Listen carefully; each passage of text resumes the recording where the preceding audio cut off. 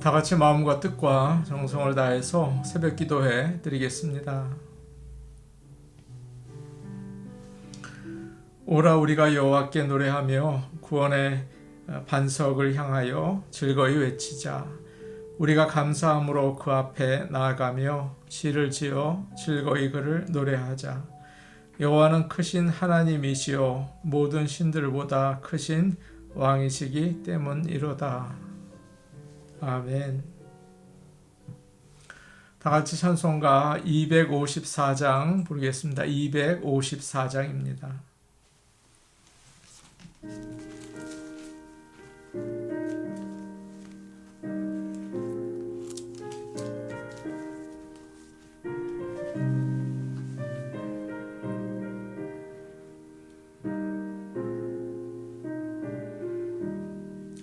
내 주의 보혈은 정하고 정하다.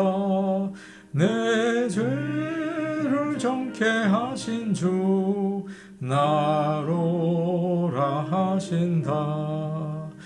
내가 주께로 지금 가오니 십자가의 보혈로 날 씻어 주소서. 약하고 추해도 주께로 나가면 힘 주시고 내 추함을 곧 씻어 주시네.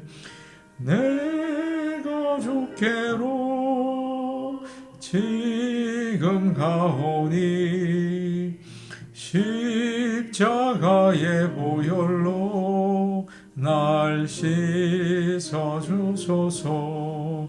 나로라 하심은 온전한 믿음과 또 사랑함과 평안함 다 주려 함이라. 내가 주께로 지금 가오니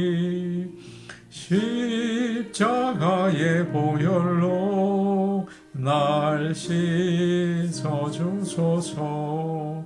큰 죄인 복받아 살 길을 얻었네. 한없이 넓고 큰 은혜 베풀어 주소서. 내가 주께로 지금 가오니 십자가의 보혈로 날 씻어 주소서. 그 피가 맘속에 큰 증거 됩니다. 내 기도 소리 들으사 다 허락하소서. 내가 주께로 지금 가오니 십자가의 보혈로 날 씻어 주소서. 아멘. 찬송가 446장입니다. 446장입니다.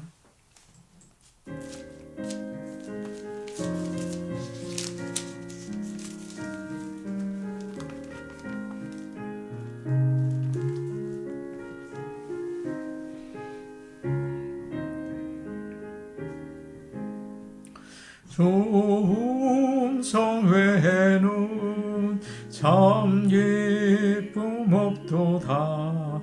날 사랑하신 주 늘 계시옵소서. 기쁘고 기쁘도다.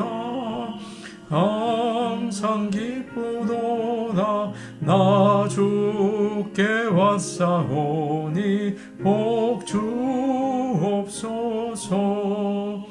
나 주께 왔으니 복 주시옵소서. 주 함께 계시면 큰 시험이기네. 기쁘고 기쁘도다 항상 기쁘도다. 나 주께 왔사오니 복 주옵소서. 주 떠나가시면 내 생명 헛되네.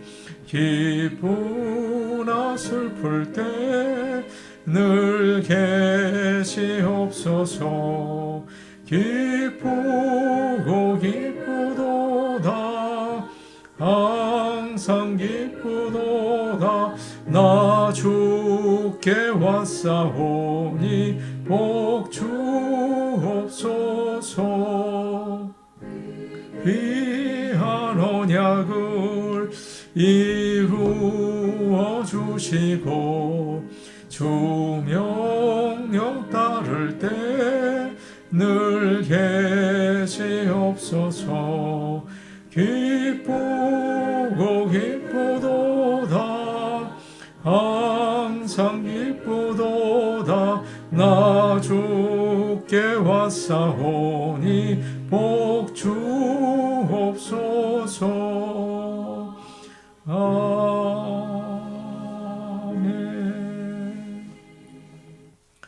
하나님 말씀 같이 보겠습니다. 하나님 말씀은 느헤미야 13장 23절에서 31절 말씀입니다. 구약성경 느헤미야 13장 23절에서 31절 말씀입니다.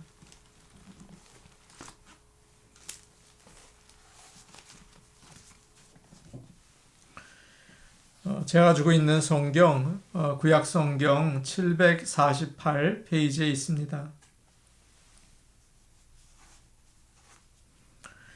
느헤미야 13장 23절에서 31절까지 말씀입니다. 이 말씀을 저희가 한 목소리로 같이 읽겠습니다.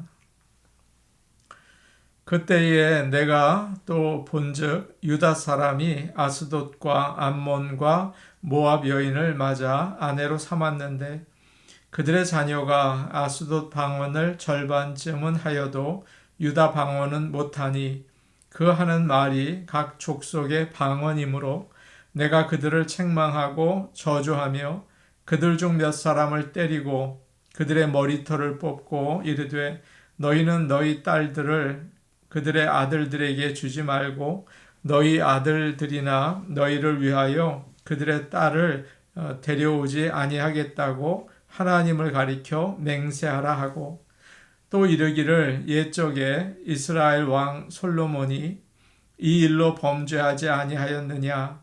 그는 많은 나라 중에 비길 왕이 없이 하나님의 사랑을 입은 자라. 하나님이 그를 왕으로 삼아 온 이스라엘을 다스리게 하였으나 이방 여인이 그를 범죄하게 하였나니 너희가 이방 여인을 아내로 맞아 이 모든 큰 악을 행하여 우리 하나님께 범죄하는 것을 우리가 어찌 용납하겠느냐. 대제사장 엘리야십의 손자 요야다의 아들 하나가 호론 사람 산발렛의 사위가 되었으므로 내가 쫓아내어 나를 떠나게 하였느니라. 내 하나님이여 그들이 제사장의 직분을 더럽히고 제사장의 직분과 레위 사람에 대한 언약을 어겼사오니 그들을 기억하옵소서. 내가 이와 같이 그들에게 이방 사람을 떠나게 하여 그들을 깨끗하게 하고 또 제사장과 레위 사람의 반열을 세워 각각 자기의 일을 맡게 하고 또 정한 기한에 나무와 처음 익은 것을 드리게 하였사오니 내 하나님이여 나를 기억하사 복을 주옵소서. 아멘. 우리는 고난주간을 지나고 있습니다. 오늘은 또 수요일이죠. 아마 금식하는 분들이 계시리라 생각을 합니다. 건강이 허락하시는 분들은 하루에 한 끼, 그리고 뭐 그 이상도 금식하시기를 바랍니다. 어떨 때는 금식하기가 참 힘든 날이 있어요. 그러나 그때 주님의 십자가를 생각하시고 잠시 기도하시면 참 좋을 겁니다. 오늘 저녁부터 금요일 저녁까지 고난주간 특별 저녁 기도회를 저희가 가집니다. 여러분들의 참석을 부탁드리고 성령이 충만하고 은혜가 넘치는 시간 되기를 간절히 기도합니다. 오늘 우리는 느헤미야의 마지막 부분의 그 말씀으로 은혜를 나누려고 합니다. 느헤미야는 주전 443년부터 432년까지 한 12년 동안 유다의 총독으로 일했습니다.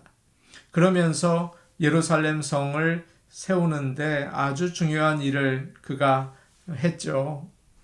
그리고 유다 백성들은 그 후에 영적으로 큰 부흥을 경험하게 되었습니다.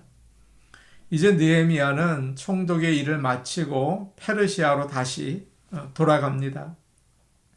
느헤미야가 없는 기간 동안 그동안 믿음으로 잘 지내던 유다 백성들은 점점 해이해지더니 하나님으로부터 멀어졌습니다. 세상적으로 살게 된 것이죠. 느헤미야가 예루살렘으로 페르시아 왕의 허락을 받아서 다시 돌아왔을 때 여러 가지 문제가 있었습니다. 하나님의 일을 방해하던 도비아라는 사람에게 성전의 중요한 방을 내어주는 일을 했고요. 사람들이 11조를 하지 않아서 레위 사람들이 성전을 떠나서 다른 일을 하게 되었습니다. 성전을 관심을 두지 못했던 거죠. 그리고 사람들은 안식일을 지키지 않았습니다. 느헤미야는 그들을 꾸짖었어요.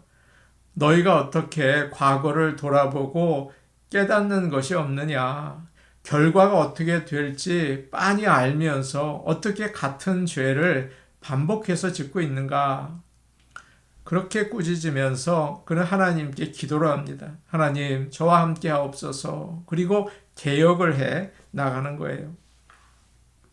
오늘 말씀을 보시면 느헤미야가 마지막으로 유다 백성들에게 한 가지 문제를 또 발견을 하고 그것에 대해서 개혁하는 말씀입니다. 그거 역시 전에 그들이 잘못해 왔던 거였어요. 23절 말씀인데 우리 같이 보겠습니다. 23절 말씀입니다. 함께 보십니다. 시작. 그때에 내가 또 본즉 유다 사람이 아스돗과 암몬과 모압 여인을 맞아 아내로 삼았는데, 역사를 살펴보면 이스라엘 사람들이 이방인들과 결혼을 했을 때 반드시 우상을 섬겼고 믿음의 병이 들었습니다. 그래서 느헤미야는 페르시아로 돌아가기 전에도 이 문제를 분명히 지적하고 해결했죠. 이방인들과 결혼을 이제 중단하라. 그렇게 또 그렇게 하기로 다 이야기를 했었습니다. 그런데 돌아와 보니 다시 많은 유다 남자들이 이방 여인들과 결혼을 해서 살고 있는 것입니다. 오늘 우리가 읽은 23절을 보니까 아스돗, 암몬, 모압 여인들을 아내로 삼았다고 되어 있죠. 그들은 모두 성벽을 쌓는 것을 방해하던 족속들이었어요. 그렇기 때문에 유다 남자들은 육신의 정욕, 안목의 정욕, 이생의 자랑을 따라서 결혼한 것입니다. 왜 이런 일이 여러 번 반복되는 걸까요? 먼저 하나님을 믿지 않는 사람들은 마음대로 행동하잖아요. 그러니까 성적인 매력을 아주 스스럼 없이 나타냅니다. 유혹하는 거죠. 춤도 잘 추고 노래도 잘 부르고 술도 잘 마시고 옷도 아주 멋있게 입고 화장도 잘해요. 말도 잘합니다. 그런 사람들이 적극적으로 좋다고 하니까 자꾸 끌릴 수밖에 없는 거죠. 매일 예배드리고 기도하고 올바로 살려고 애쓰는 사람보다 훨씬 더 매력적이지 않겠습니까? 또 믿지 않는 사람들 중에는 세상에서 성공하는 게 그들의 목표잖아요. 그래서 비즈니스를 잘해서 돈을 많이 벌고 높은 자리에 있는 사람들이 많았습니다. 생활 기반이 튼튼한 거예요. 그러면 얼마나 좋습니까? 세상적으로 볼 때 정말 좋은 결혼 상대자 아니겠습니까? 또 요즘에는 믿는 사람 만나기가 참 어려워요. 그래서 자녀들에게 그래 믿지 않는 사람이라도 좋다. 사람만 좋으면 사귀어라. 그리고 나중에 전도하면 되지. 그런 말을 합니다. 저도 아이에게 그렇게 말한 적이 있어요. 물론 모압 여인 룻처럼 나중에 하나님을 잘 믿는 사람들도 있죠. 그러나 오늘 말씀을 보면 그럴싸한 세상적인 조건 때문에 하나님을 모르는 사람들과 결혼한 유다 백성들, 그들이 어떻게 되었는지를 알려주고 있습니다. 유다 남자들이 이방인 아내를 두니까요, 자녀들이 그 절반이 히브리 말을 못하고 이방 말만 하는 거예요. 그렇게 되겠죠? 그걸 보면서 느헤미야가 충격을 받았습니다. 언어는 한 민족의 정신이고 문화 아닙니까? 게다가 히브리 말을 못하면 하나님 말씀을 읽지 못하고 듣지도 못하겠죠. 하나님을 믿을 수가 없는 거예요. 이렇게 되면 금방 이스라엘의 정체성은 사라지고 믿음도 끊어지게 됩니다. 아무리 한 가정이 몇 대째 믿음을 지켜왔다고 하더라도 믿지 않는 사람과 결혼을 해서 하나님을 멀리하면 믿음의 유산은 한순간에 끝나는 거죠. 그렇기 때문에 이방인들과 결혼하는 것이 유다 백성에게는 정말 큰 위험이었고 하나님으로부터 멀어지는 큰 죄였습니다. 그래서 느헤미야는 그들을 아주 무섭게 꾸짖습니다. 25절 말씀 우리 같이 보겠습니다. 25절 말씀입니다. 함께 보십니다. 시작. 내가 그들을 책망하고 저주하며 그들 중 몇 사람을 때리고 그들의 머리털을 뽑고 이르되 너희는 너희 딸들을 그들의 아들들에게 주지 말고 너희 아들들이나 너희를 위하여 그들의 딸을 데려오지 아니하겠다고 하나님을 가리켜 맹세하라 하고, 느헤미야는 그들을 책망하고 저주하고 때리고 머리털을 뽑았습니다. 공개적으로 아주 망신을 준 거죠. 얼마나 화가 났으면 그렇게까지 했을까요? 그리고 그들에게 자녀들을 이방인들과 결혼시키지 않겠다고 맹세하게끔 만들었어요. 이 말씀을 보시면 좀 심하다. 말로 타일러서는 안 되나. 그렇게 생각하시는 분들이 계실지 몰라요. 그러나 유다 백성의 정체성이 흔들리고 믿음이 사라져갈 때 느헤미야는 아주 무섭게 단호하게 행동합니다. 분명한 선을 긋고 있어요. 또한 더 충격적인 일이 일어났습니다. 대제사장 엘리야십 집안의 한 아들이 산발랏의 사위가 된 것입니다. 산발랏은 우리가 잘 아는 대로 성벽 지을 때 방해하고 유다가 망하기만을 바라던 대적들의 우두머리예요. 지금 대제사장 집안이 세상의 막강한 권력자와 사돈이 된 것입니다. 결혼을 해서 잘 살면 되지. 그 집안이 하나님의 대적이든 말든 무슨 상관이야. 아마 그렇게 생각한 것 같습니다. 그러나 대제사장 집안이 그렇게 하는 것은 유다 백성의 믿음을 다 흔들어 놓는 정말 무서운 죄였습니다. 그래서 느헤미야는 지체하지 않고 그를 제사장 자리에서 파면시키고 예루살렘에서 쫓아냈습니다. 28절에 그 말씀이 나와 있거든요. 우리 같이 한번 볼까요? 28절 말씀입니다. 함께 보십니다. 시작. 대제사장 엘리야십의 손자 요야다의 아들 하나가 호론 사람 산발랏의 사위가 되었으므로 내가 쫓아내어 나를 떠나게 하였느니라. 이 말씀을 오해하시면 안 됩니다. 믿지 않는 배우자를 내보내라 그런 뜻이 아니에요. 하나님보다 세상을 더 사랑하고 돈을 더 사랑하는 그런 세상의 가치관을 쫓아버리라 그런 뜻입니다. 로마도 그랬지만 이스라엘도 마찬가지였어요. 나라가 망한 근본 원인은 군대가 약해서가 아닙니다. 경제적으로 약해서도 아니에요. 타락했기 때문이죠. 이방인들과 결혼하고 우상을 섬기면서 믿음이 흔들렸어요. 하나님으로부터 멀어지게 되었습니다. 그래서 느헤미야는 철저하게 징계합니다. 아주 무섭게 꾸짖습니다. 그렇지 않으면 하나님의 공동체가 온전하게 회복되고 설 수 없기 때문이에요. 얼마 전에 저희 집에 손님들이 와서 가까운 비치에 갔습니다. 사람들이 바다에서 노는데요. 카약이라는 작은 배를 타고 노를 저으면서 다녀요. 아, 저거 위험하지 않나? 그런 생각이 들더라고요.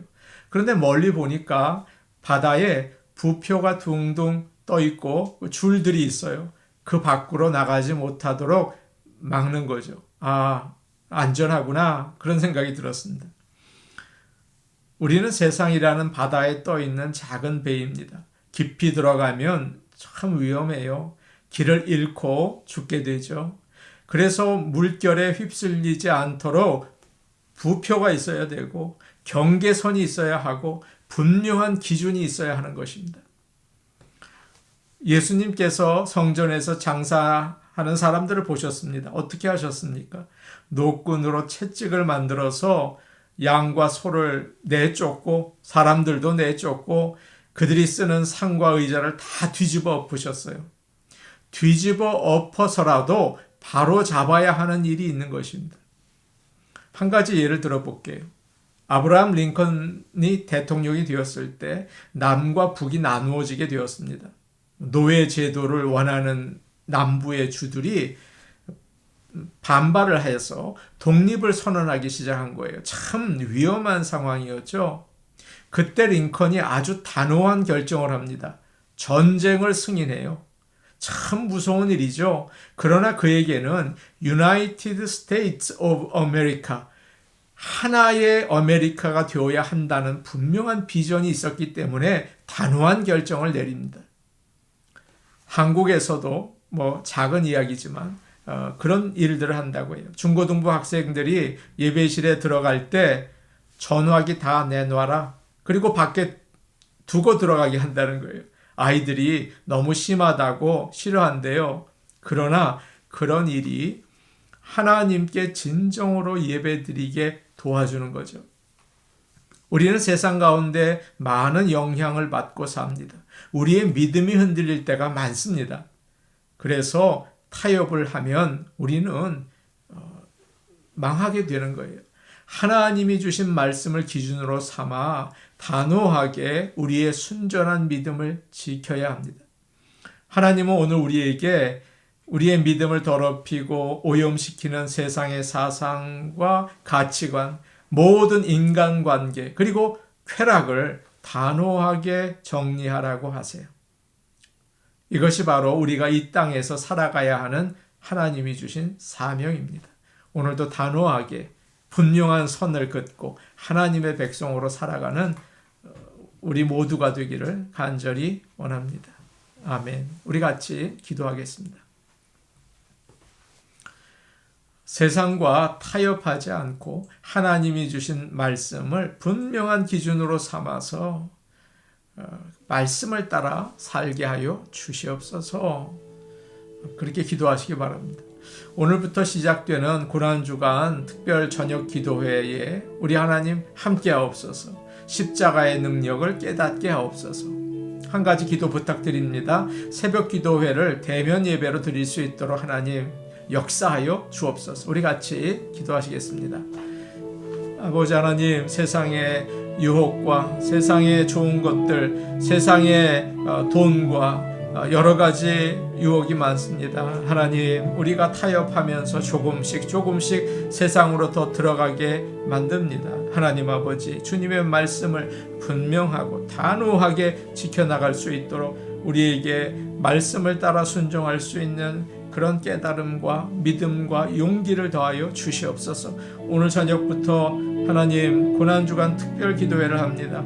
주님의 십자가, 주님의 그 보혈이 흘러넘치는 귀한 예배가 되기를 원합니다. 아버지 하나님, 그 예배 가운데 함께 하시고 성도들에게 그 예배를 사모하게 하여 주시옵소서. 새벽 기도회를 대면으로 드리기 원합니다. 새벽을 깨우기 원합니다. 아버지 하나님, 도와주셔서 인터넷으로 집에서 드리는 그런 안일한 예배에서 벗어나서 주 앞에 나갈 수 있게 도와주옵소서. 예수님의 이름으로 기도합니다. 아멘.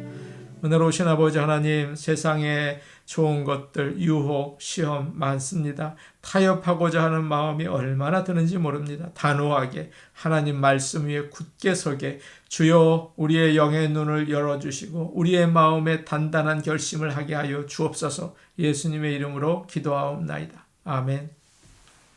오늘도 믿음의 선호를 우리가 긋고 분명하게 하나님 말씀 가운데 사시기 바랍니다. 개인 기도하시겠습니다.